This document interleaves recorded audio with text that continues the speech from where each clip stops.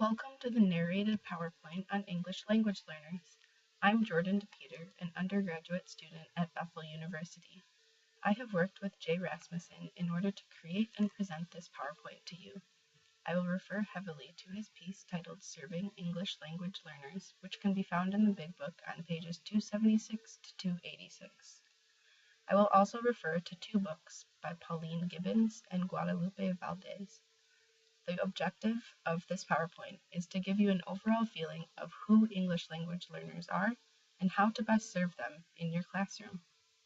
Please take note of any discussion prompts and questions throughout the PowerPoint and be prepared to discuss them. Who are English language learners?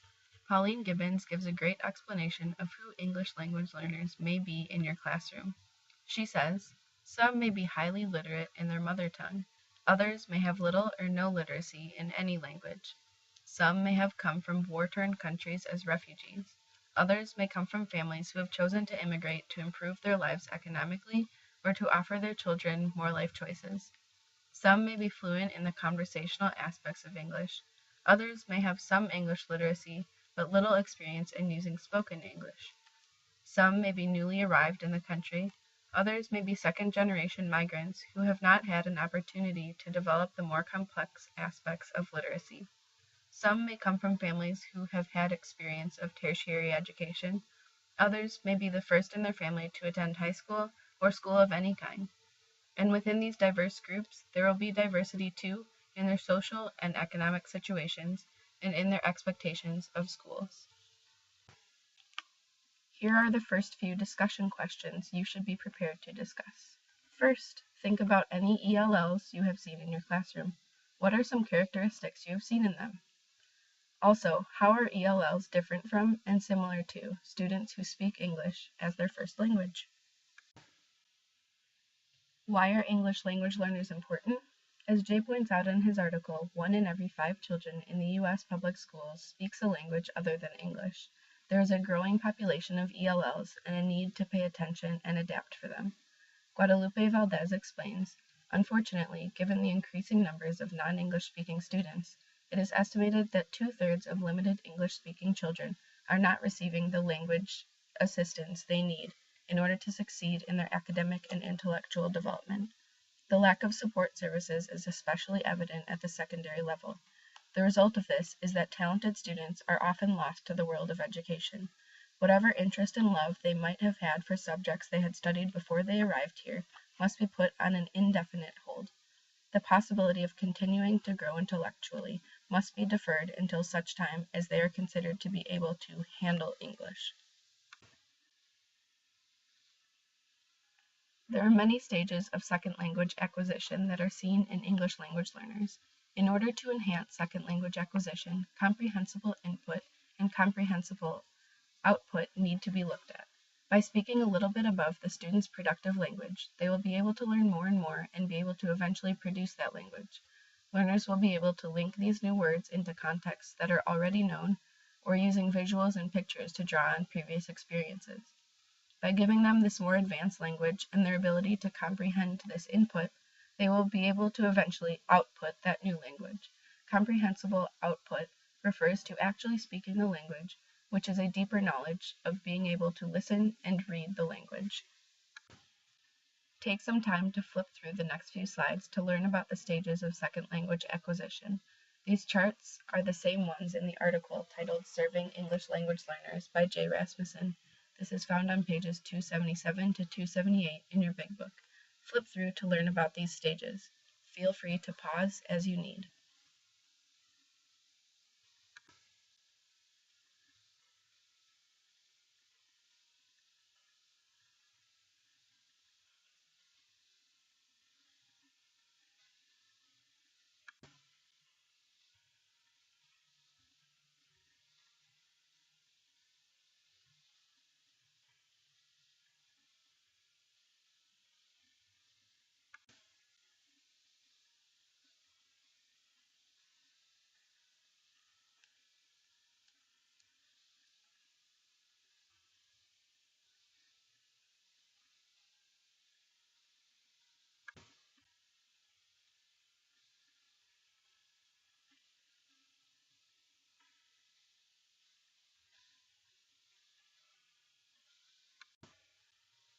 As students are entering and leaving various stages of second language acquisition, it is very important to make adaptations and modifications within the classroom. One very applicable adaptation for ELLs is to have pre-reading activities, during reading activities, and post-reading activities in the classroom. This is helpful for every subject area. These activities will help students increase their comprehension on the material and give them information so they know the most important pieces of the reading they should be paying attention to.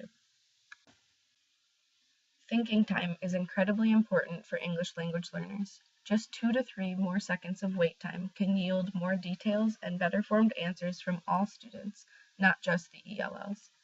Another way to increase thinking time would be to pose a question and give 30 seconds of thinking time before calling on any student.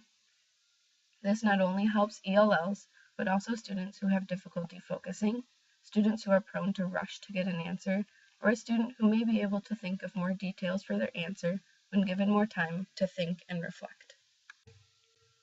Follow through these next slides of adaptations for English language learners as I read the many adaptations to use in the classroom. These are taken from Jay's article on serving English language learners.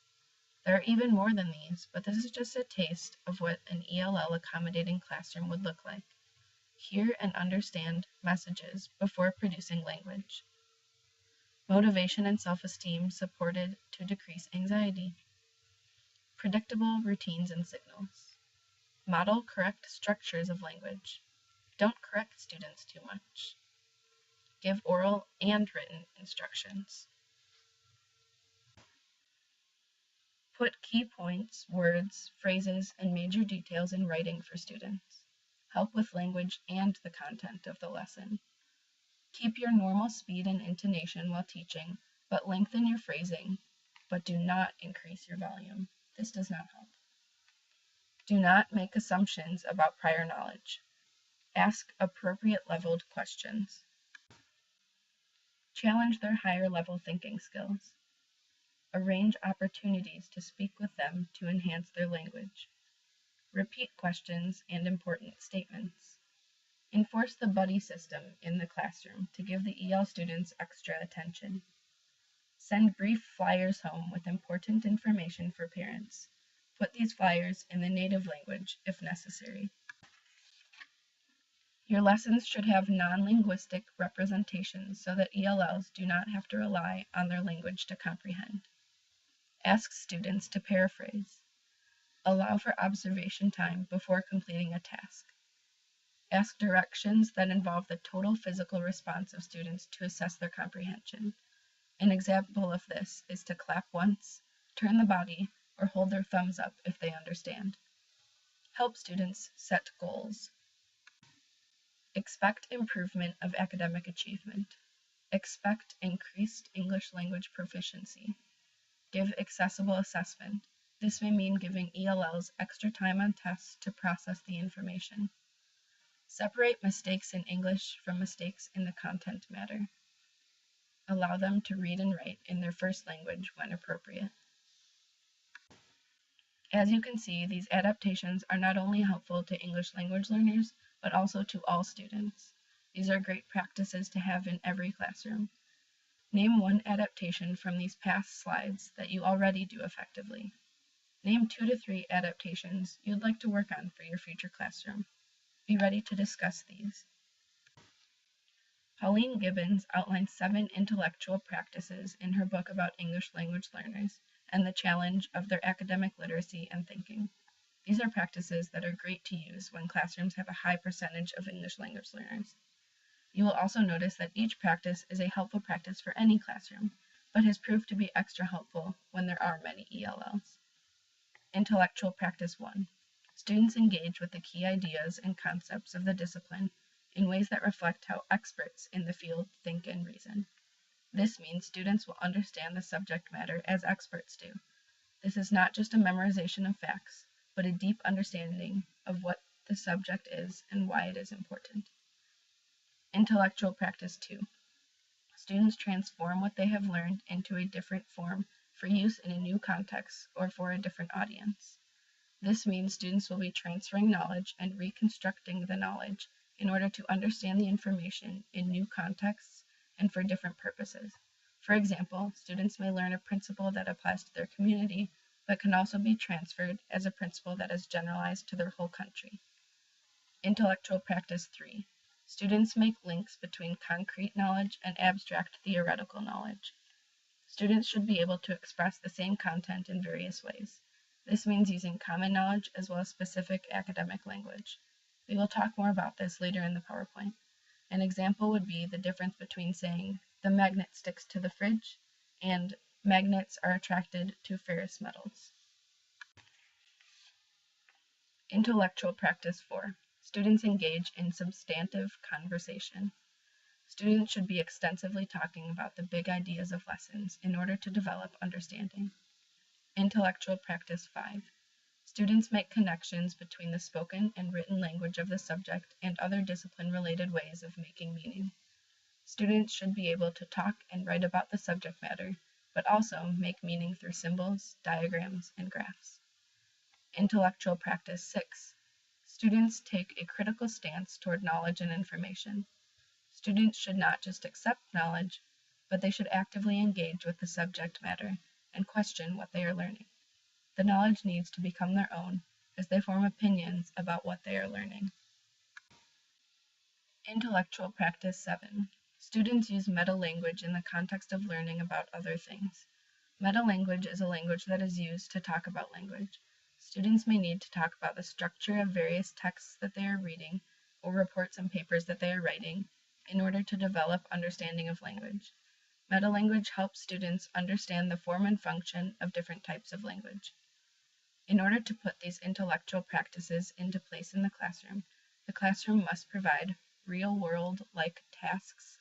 Thinking must be made visible through visuals and other non-linguistic tasks, and ELLs must be given time to observe models of a task prior to attempting to execute that task. Different disciplines require very different literacy skills, including the reading of different types of texts and the use of different text structures, different presentation formats, different ways of organizing language, and different standards of evidence. Academic language is not only seen in reading and writing, but also in verbal language. Teachers teach and talk about science differently than they teach and talk about history. Gibbons refers to 4 different texts in a chart in her book. This shows a progression of academic language. The following texts are all in the same context. Students are discovering magnets and how they attract other objects. Text 1 is language discussing the here and now, in which context is concrete. Her example is, look, it's making them move. Text 2 is language that is more explicit and using the proper names of the objects. It says, we found out the pins stuck on the magnet, and so did the iron filings. Then we tried the pencil, but it didn't stick. Text 3 is language that is increasingly specific and explicit, with context needing to be explained. It reads, our experiment was to find out what a magnet attracted. We discovered that a magnet attracts some kinds of metal. It attracted the iron filings and the pins, but not the pencil. Finally, text 4 is very abstract with dense academic language. There is a lot of information in the text. It says, a magnet is a piece of metal that is surrounded by an invisible field of force which affects any magnetic material within it. It is able to attract a piece of iron or steel because its magnetic field flows into the metal, turning it into a temporary magnet. Magnetic attraction occurs only between ferrous metals. Imagine trying to read, write, or listen to text 4 as an English language learner. It would be extremely difficult. Let's try reading text 4 again. A magnet is a piece of metal that is surrounded by an invisible field of force which affects any magnetic material within it. It is able to attract a piece of iron or steel because its magnetic field flows into the metal, turning it into a temporary magnet. Magnetic attraction occurs only between ferrous metals. What made the second reading of text 4 different? How would that be helpful to ELLs? What can you do to help ELLs in an academic context despite their lack of academic language? Gibbons discusses an effective English language learner-centered classroom as being highly scaffolded. The characteristics of a scaffolded classroom include programs build on students' prior knowledge and their current language skills, both their mother tongue and their second language, while at the same time embracing new content and language goals. Clear and explicit program goals are shared with the students. Tasks are sequenced so that each task serves as the building block for the subsequent task. A variety of organizational structures are used, such as pair work, group work, individual work, teacher-directed work, and whole class work. The curriculum should be amplified, not simplified, within the classroom. Talk should occur around a written text to create meaning and understanding. There should be planned opportunities for talk about language so students can learn the form and function of different types of language. Valdez sums up English language learning well. She explains, for non-English background students whose future depends on their learning English, how well this teaching is done and how successful schools are in creating a context in which students have access to English during the school day will largely determine whether they acquire English at all and whether they receive an education. Thank you for listening to this narrated PowerPoint on English language learners, and I hope you better understand who English language learners are and how to best adapt and accommodate them into your classroom. Please be ready to discuss the prompts provided throughout this presentation.